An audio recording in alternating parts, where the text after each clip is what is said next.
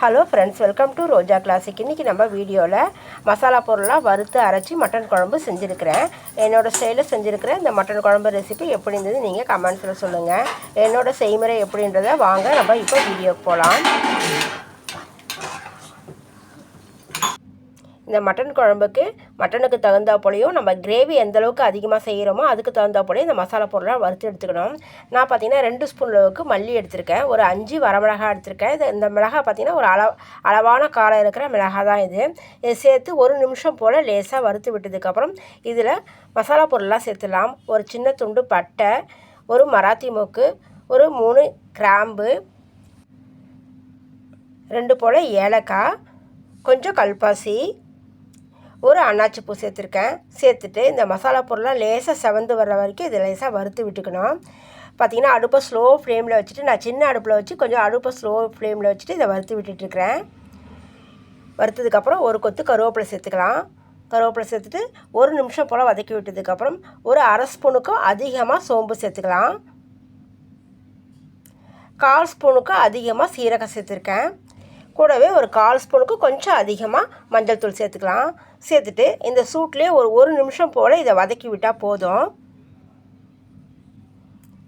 இது 1 நிமிஷம் போல் நான் வதக்கி விட்டுட்டு இதை கருக விடாமல் எடுத்து உடனே நம்ம வேறு பிளேட்டில் மாற்றி இதை ஆற விட்டுடணும். அடுத்து பார்த்திங்கன்னா கடாயில் குழம்பு தாளிக்கிறதுக்கு ஒரு 3 ஸ்பூன் அளவுக்கு மட்டுமே எண்ணெய் சேர்த்துருக்கேன். மட்டன் குழம்புக்கு எப்பயுமே நான் கொஞ்சம் கம்மியாக தான் எண்ணெய் சேர்த்துப்பேன். எண்ணெய் சேர்த்துட்டு இதில் நம்ம எடுத்து வச்சுருக்கிற மசாலா பொருளெல்லாம் சேர்த்துக்கலாம். இதில் எல்லாமே நான் கொஞ்சம் கம்மியாக தான் மசாலா பொருள் சேர்த்துருக்கேன். இது குழம்புக்கு தேவையான அளவுக்கு இந்த மசாலா வாசனையோடு இது நல்லாயிருக்கும். இது கூட ஒரு 1/4 ஸ்பூனுக்கு கொஞ்சம் அதிகமாக சோம்பு சேர்த்துடணும். இதெல்லாம் நல்லா அளவாக வறுபட்டு வரணும். அளவாக வறுபட்டு வந்ததுக்கப்புறம் ஒரு 3 மீடியம் சைஸுக்கு கொஞ்சம் பெரிய வெங்காயம் எடுத்து பொடியாக கட் பண்ணி சேர்த்துருக்கேன். எனக்கு கிரேவி கொஞ்சம் அதிகமாக வேணுன்றதுக்காக நான் வெங்காயம் கொஞ்சம் அதிகமாக சேர்த்துருக்கேன். சேர்த்துட்டு 1 நிமிஷம் போல் கலந்து விட்டுடணும். கலந்து விட்டுட்டு வெங்காயம் கொஞ்சம் வதங்கிறதுக்காக ஒரு 1/4 ஸ்பூன் அளவுக்கு உப்பு சேர்த்து நல்லா மிக்ஸ் பண்ணி விட்டுருக்கேன். வெங்காயம் பார்த்திங்கன்னா ஒரு பாதிக்கு மேலே நல்லா வதங்கி வந்துடணும். அது வரைக்கும் நம்ம நல்லா இதை வதக்கி விட்டுடணும். நல்லா இந்த அளவுக்கு வதங்கி வந்திருக்குது.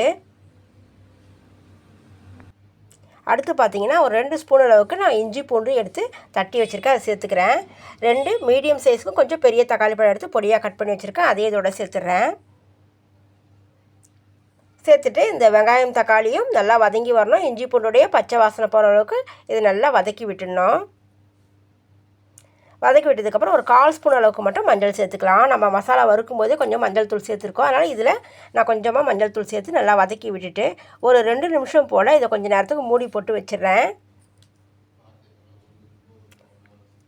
நம்ம வறுத்து வச்சுருக்கிற இந்த மசாலா பொருளை கொஞ்சம் திட்டமாக தண்ணி சேர்த்து நல்லா நைஸாக அரைச்சி எடுத்துகிட்டு வந்துடணும். ஒரு 2 நிமிஷத்துக்கு அப்புறம் ஓப்பன் செஞ்சு ஒரு தடவை மிக்ஸ் பண்ணி விட்டுட்டு நம்ம அரைச்சி இருக்க அந்த மசாலா விழுது அதில் சேர்த்துடலாம். சேர்த்துட்டு ஒரு தடவை நல்லா ஒரு 2 நிமிஷத்துக்கு நல்லா இந்த வெங்காயம் தக்காளியோட நம்ம அரைச்ச இந்த மசாலா பொருள் சேர்த்து நல்லா மிக்ஸ் ஆகி வர வரைக்கும் நல்லா கலந்து விட்டுடணும். கலந்து விட்டதுக்கப்புறம் மிக்ஸி ஜாரில் நான் கொஞ்சமாக தண்ணி சேர்த்து நல்லா கலந்து இதில் சேர்த்துட்றேன். நான் பார்த்திங்கன்னா 1 டம்ளர் அளவுக்கு தண்ணி சேர்த்து மிக்ஸ் பண்ணி இதில் சேர்த்துருக்கேன். சேர்த்துட்டு ஒரு தடவை நம்ம எல்லாத்தையும் ஒன்றா கலந்து விட்டுடணும். இப்போ இந்த கிரேவிக்கு தேவையான அளவுக்கு உப்பு சேர்த்துடலாம். கூடவே ஒரு 10 போல் புதினா தழையை சேர்த்துட்டு ஒரு தடவை கலந்து விட்டுறேன். கலந்து விட்டதுக்கப்புறம் பார்த்திங்கன்னா கொஞ்சம் நேரத்துக்கு மூடி போட்டு வச்சிடலாம். ஒரு 3 நிமிஷத்துக்கு இந்த குழம்பு நல்லா கொதித்து வரட்டும். ஒரு 3 நிமிஷத்துக்கு அப்புறம் ஓப்பன் செய்யலாம். நல்லா கமகமன்னு வாசனையோட நம்ம அரைச்ச மசாலாவுடைய வாசனையோட குழம்பு நல்லா கொதித்து வந்திருக்குது. ஒரு தடவை இதை நம்ம மிக்ஸ் பண்ணி விட்டுடலாம்.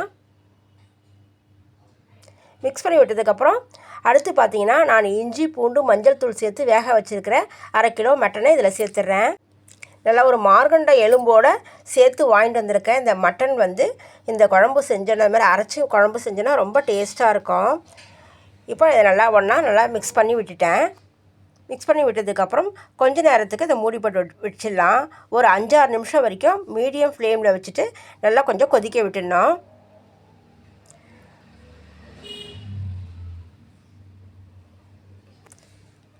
நான் ஒரு 7 நிமிஷத்துக்கு அப்புறம் ஓப்பன் செய்கிறேன். குழம்பு நல்லா கமகமன்னு வாசனையோடு கொதித்து வந்திருக்குது. இப்போ ஒரு தடவை நம்ம கலந்து விட்டுடலாம்.